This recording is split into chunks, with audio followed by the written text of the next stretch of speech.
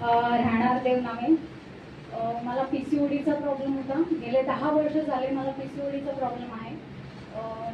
गेल्या 9 वर्षापर्यंत मी डॉक्टरची ट्रीटमेंट करते. डॉक्टरची ट्रीटमेंट करत असताना 3 ते 4 हजार महिन्याला गोळ्यांचा खर्च होता. डॉक्टरांची फीस होती 1000 रुपये आणि 3-1 हजाराच्या गोळ्या लागायच्या.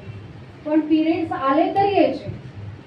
कधीतरी असं वाटायचं म्हणजे की काय करावं आता. गेल्या वर्षी डॉक्टरांनी सांगितलं की तुमचे पिरियड्स केले.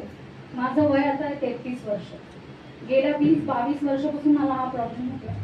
सर म्हणाले गेल्या वर्षी डॉक्टर की तुमचे पिरियड्स गेलेले आहेत, आता तुम्हाला पिरियड्स येणार नाही, काय टेन्शन नाही म्हणाले, फॅमिली तुमची कंप्लीट आहे, मग कशाला टेन्शन घेता. तर मी पण म्हणलं तर जाऊ देत, मग आता काय करणार. तर माझ्या लीडर वैशाली विचार मॅडम अशाच मला सहज फोन केला. मनापेक्षा कसे आहेस, मी मस्त आहे, यायचं तुझ्याकडे तर या ना म्हटलं. मॅडम आम्ही खूप वर्षापासून ओळखतो मॅडमना.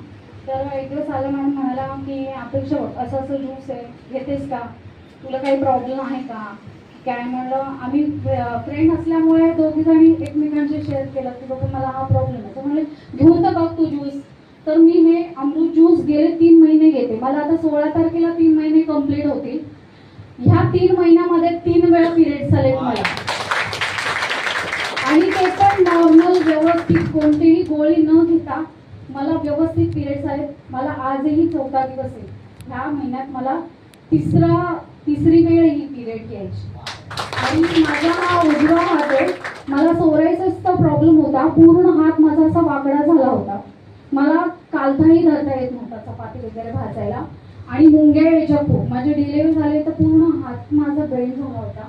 खूप मुंग्या येत होत्या, काही करता नव्हतं. सतत डॉक्टर म्हणाले पाण्याचा वापर कमी करा.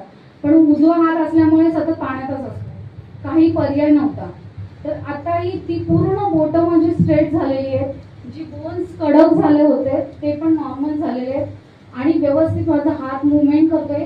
सगळ्या प्रकारच्या मुंग्या ठणका पूर्ण